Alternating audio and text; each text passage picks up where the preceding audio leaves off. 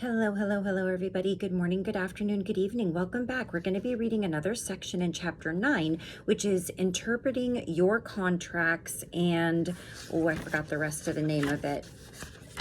But, okay, so we read how the author put together her archetypal wheel.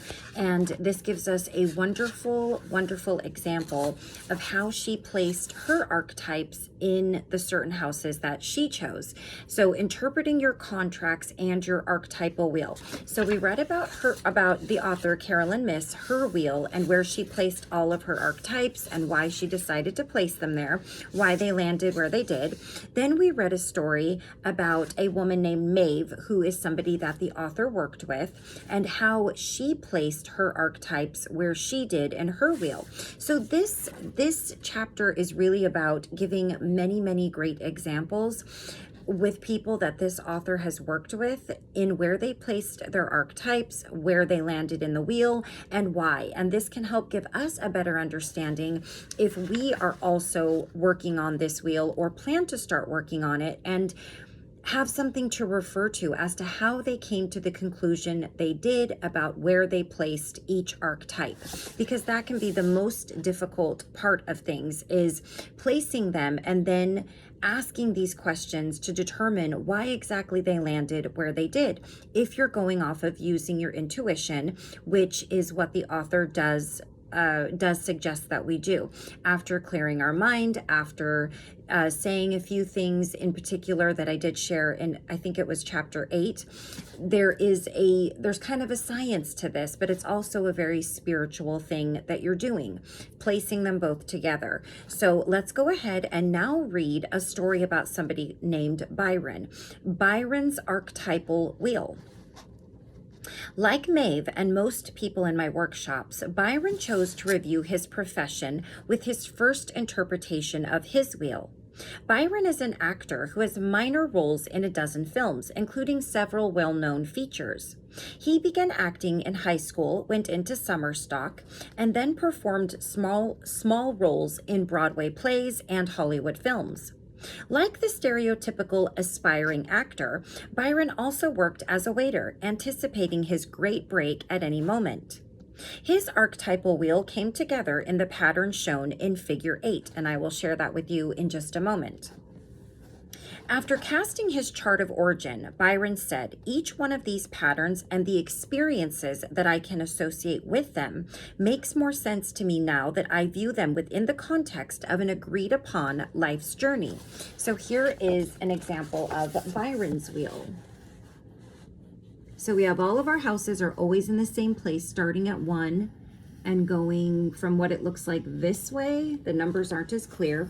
Then we have the zodiac sign, then we have the archetypes, and then we have what each house sort of represents. So for him, starting at 1 with Aries, he placed the lover, which is where our ego and personality lie. In the second house, of Taurus, where our life values lay, actor. The third house, Gemini, where self-expression and siblings come into play, the hedonist. Then we have Cancer coming in the fourth house. He chose child, which is where home lies. At 5, we have Leo, the saboteur, which is where creativity and good fortune comes in. Then we've got the warrior in number 6, which is Virgo, occupation and health. Then in the 7th house of Libra, we have dilettante, which is marriage and relationships.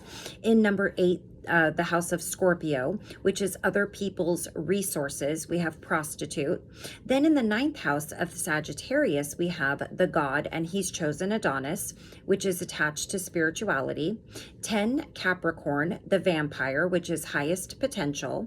The 11th house of Aquarius, he chose Midas, relationship to the world. And in the 12th house of Pisces, he chose the victim, which is the unconscious. And so what each one stands for, that doesn't change.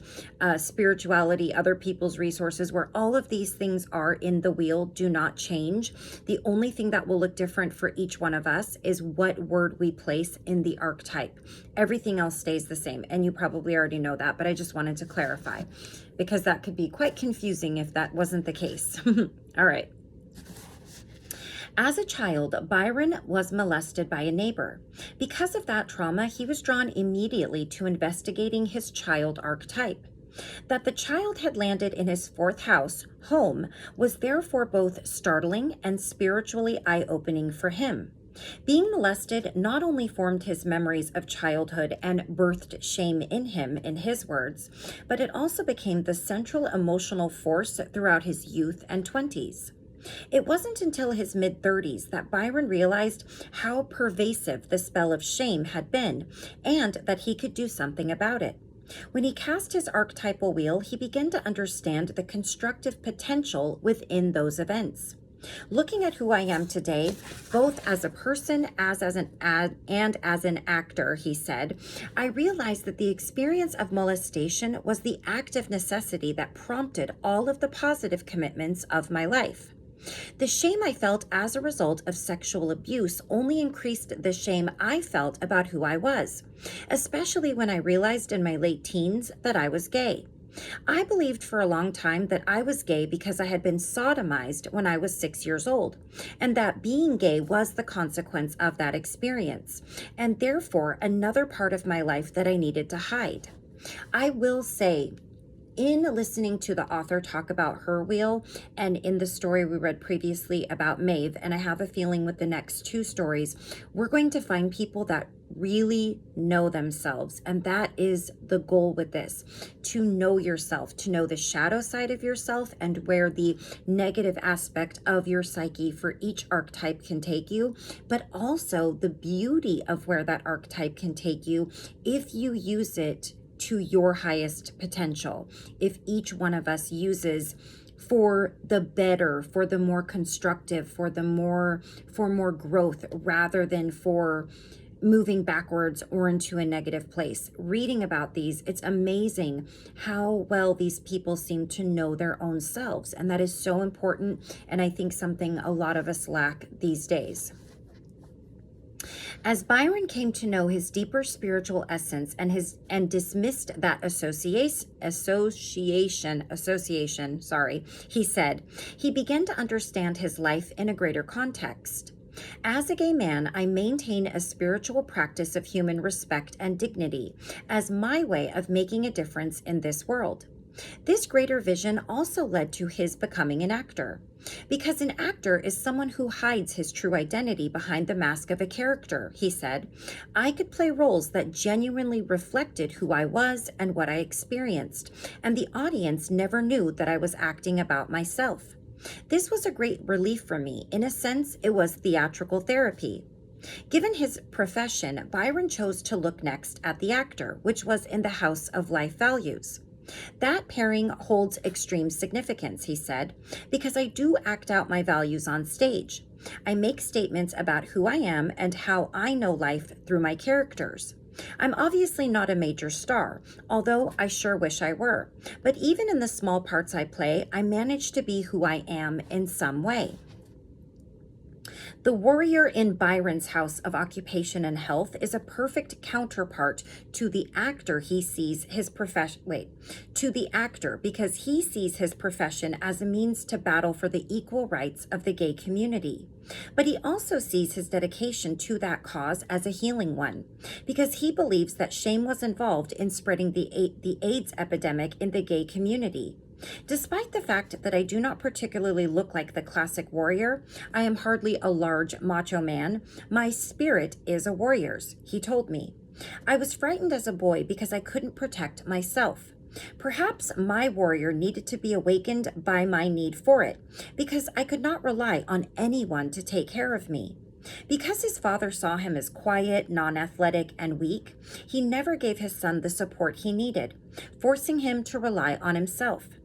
Recognizing this for the first time, Byron was able to move toward forgiving his father for what he had considered to be his merely negative role in Byron's life. Byron loved having the hedonist in his third house, which is self-expression and siblings, because he felt that he communicated the message that we should enjoy the pleasures and riches of life. I believe that every part of life serves us in some way, and why should we be motivated only by pain? That's ridiculous. At some point, I decided that I had enough dwelling on the painful side of the tracks. I changed neighborhoods and began to thrive in a community of artists. Good food, fine wine, great theater, literature, travels, everything that made me glad I was alive. God knows I had already experienced enough to make me wish I were dead. And I have to tell you, the pleasure side of life is much better. Once I began to travel in what I call the circles of Oscar Wilde, I began to love who I am. That's when the dilettante, I'm not sure if I'm saying that right, dilettante or dilettante, I'm not sure, was awakened in Byron. And that archetype appearing in his house of marriage and relationships reflected his passion for good conversation, good wit, and eccentric people. The dilettante also influenced and organized his education, as he chose courses in school by thinking, what would it take to think like Oscar Wilde or Dashiell Hammett, or to understand great music? Now Byron was beginning to understand more fully how the aspects of his personality, such as the hedonist and the dilettante, which could be viewed in a negative sense, actually conspired to help free him of the negative self-image he had been battling since he was 6 years old. Byron saw the prostitute and the Midas as he engaged in a kind of duet. As engaged in a kind of duet.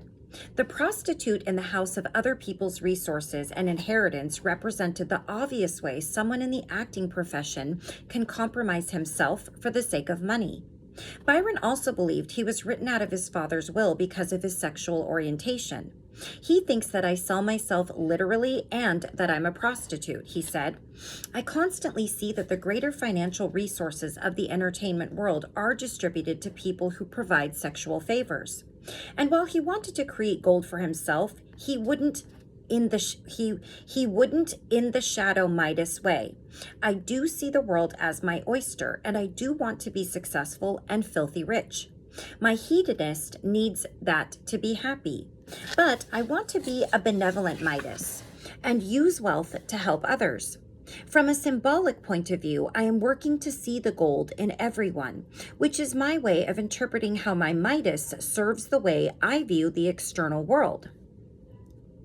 Seeing his disinheritance symbolically also helped Byron begin to let go of his bitterness over his father's rejection of him. That the victim would rule his unconscious or 12th house seemed almost axiomatic given his traumatic childhood experience. After answering the in-depth questions regarding his wheel, Byron was able to see the positive aspect of the victim. In feeling so victimized as a result of his youth, he said, he had discovered his inner self. I don't know if I would have jumped with such desperation into my psyche had I not been victimized as a child. I might have feared so much that I would have continued to be a victim all my life.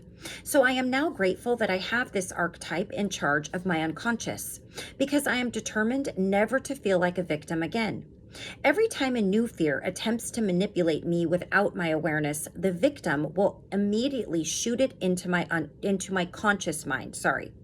As a gay man dedicated to helping dissolve victim consciousness, part of my contract is about working with the collective consciousness and the impact the victim archetype has on our quality of life. Byron had a dramatic attraction to the vampire archetype, partly because the vampire's need for secrecy paralleled his own need to conceal his homosexuality. The vampire's power is also largely erotic, and Byron had to confront his need to feed off of other people's energy. He was taken aback by finding the vampire in his house of highest potential. But after giving it a great deal of thought, he decided that I could never have come close to pursuing my work if I had allowed the prejudices that the outside world holds against gay people to suck the soul out of me.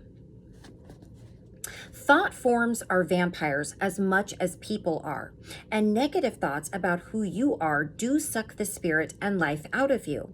For me to reach my highest potential, I had to battle, using my warrior, every negative thought form created by lack of self-esteem since I was a child. And believe me, any of them could have done me in. I think that healing the victim in myself and others is like destroying a psychic vampire. Seeing the positive potential in the vampire archetype helped Byron understand the saboteur in his house of creativity and good fortune. He feared that any good luck in his life would be sabotaged by his sexual identity. The gay life is not exactly filled with stable relationships, he said. I was afraid that I wouldn't have a chance for happiness, including romance. The saboteur made Byron alert to the need to find ways to maximize his chances for love. On yet another level, it called his attention to the danger of sabotaging his romantic happiness by buying into the cliche of the uncommitted lifestyle and of measuring fulfillment by the number of partners you can acquire. The contrast or antidote to that kind of life may lie in the very arena which Byron resonated most strongly, the lover in his first house, the ego and personality. Because he did want to be seen as someone who believes that love can be a part of everyone's life, he could also see the pitfalls of mistaking quantity for quality. That is a part of my overall mission, he said, to radiate a belief in love in order to inspire people. Byron picked the Adonis archetype because of his belief that the male body is beautiful, and yet he found it surprising at first that this archetype landed in his house of spirituality, a pairing that once again seemed counterintuitive until he examined it more closely. I believe that the Adonis in me, my physical form, is a reflection of the God I know deep within me, Byron concluded. It is no accident that the mythic god Adonis represents my spirituality, because nothing could give me more inspiration or confirmation of my life. The fact that I believed that nothing about my maleness was acceptable for so long makes this union all the more meaningful for me.